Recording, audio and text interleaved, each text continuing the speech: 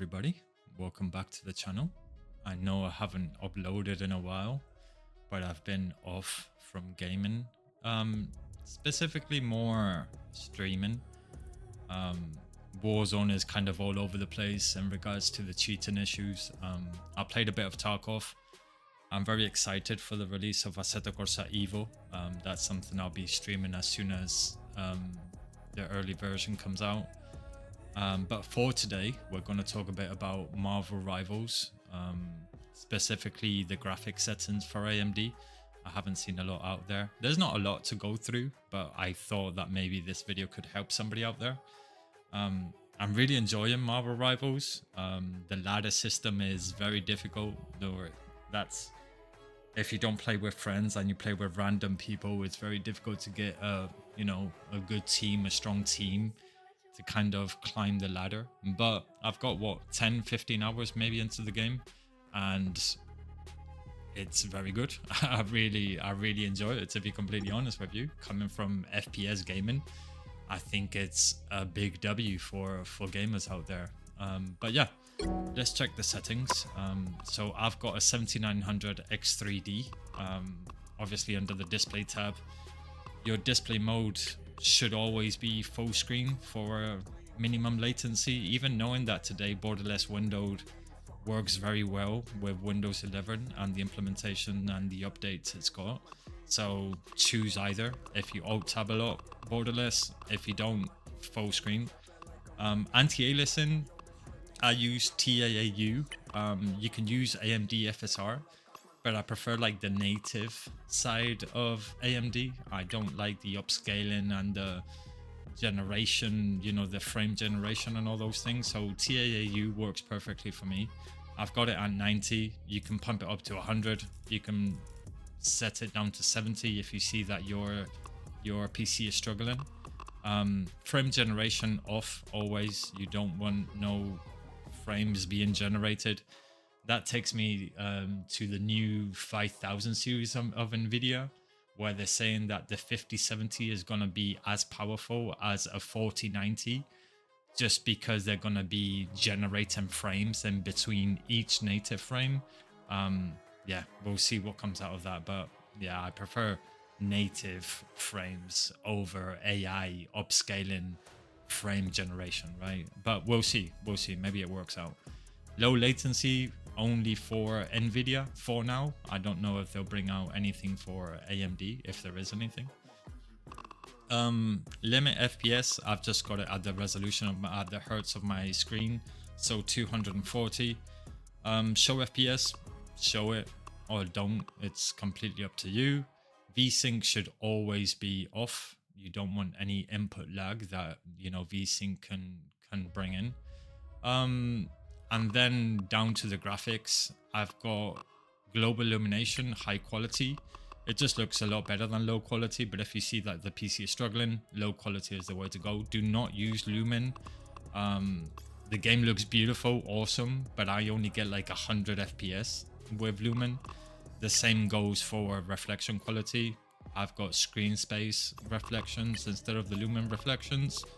And then everything else, I've got it on high. Again, I've got a 7900 XTX, 24 gigs of VRAM, so it does run at 200 FPS, 230. Depends on the situation and the effects. But yeah, post-processing, I've got it down to medium, but everything else I've got it up high. If you need to go down to low on everything, just make sure that your model detail and the texture detail is at least at a minimum, so you can see what you're actually shooting at, in between all the effects and all the explosions and all the particles. It's good to have a good model detail and effect detail at least. But yeah, these are the in-game settings. Let me show you my Adrenalin software. So Adrenalin is kind of funny.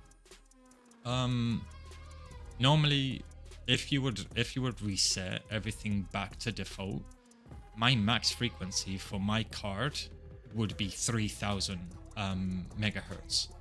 Now, the max boost frequency of my card, which is the Sapphire Pulse Max or Pulse Plus or something, is 2680.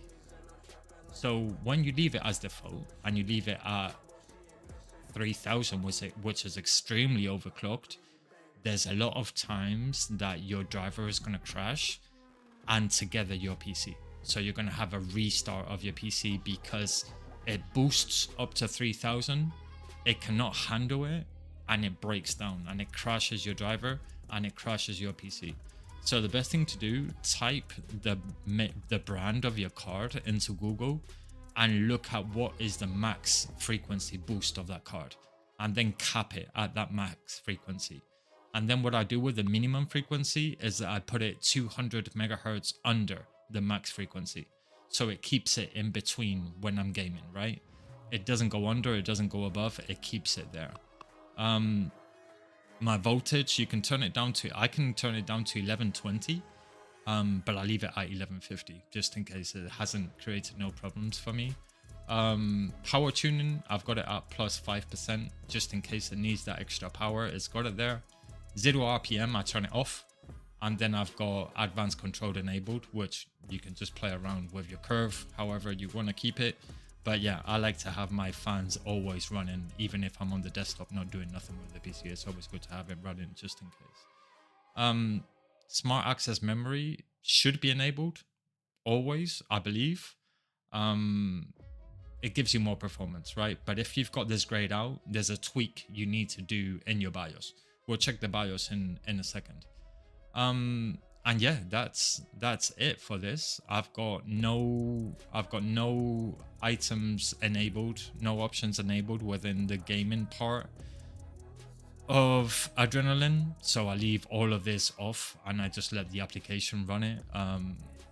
And then I do have what is it? I do have FreeSync Premium Pro enabled, which helps with latency, and it helps, you know, it just helps the refresh rate on the system. Let me maybe show you quickly something that really helped me with my stutters, and that's game mode. Please, if you're having stutters, if you're having stuttery situations or dropping frames, try and turn it off. Restart your PC and go back into the game, because this solved my life. I had game mode on and I had stuttering in every single game, like very small little stutters, but it was existed. Game mode off fixed that for me. So try and turn game mode off and see if that can improve anything for you. And then within the BIOS, I've got a few settings here. I apologize for the quality. I took the video with my phone because I can't have OBS being in the BIOS. But yeah, a few items in here. Make sure your XMP or your export is enabled. Making sure that your RAM sticks are running at full speed, or at the speed that, you know, the RAM should be running at. And then go into AMD overclocking if you've got an AMD CPU. Precision boost overdrive, and then curve optimizer. So you go into PBO and you go into advanced, and then curve optimizer. On an AMD, on an AM4, AM5, most of the CPUs are going to be able to go negative 30 on all cores. This will help keep the temperatures low and keep the clocks running as high as they can for a longer time. Make sure you have a look at that and see how it works out for you. And then in VRM settings, there is another one that I'm not going to be able to explain to you, but I've seen a lot of people swear by. vCore load line calibration, I've got it on extreme, meaning that it helps, again, keeping those clocks high, but not above the limit we gave the system, right? We're running them at negative 30. So we want to keep the clocks as high as we can to that negative 30. I think that's how it works.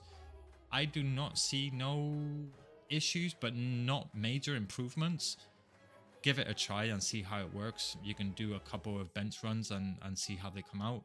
And then within the BIOS again, resizable bar. If you do not have a gigabyte BIOS like I do, a motherboard, just go into Google, see how to enable resizable bar within your BIOS, and make sure it's active, because it will help a lot it will help a lot with how the system is running on the back end of things. So yeah, those are my settings. I just wanted to share this with you. I am not a guru on system settings or Windows settings or benchmarking or anything like that, but I thought that maybe putting this video out there could help a few of you. Yeah, if you've got any questions, any remarks, just leave them in the comment section, and I will catch you on the next one. I appreciate your time. Thank you.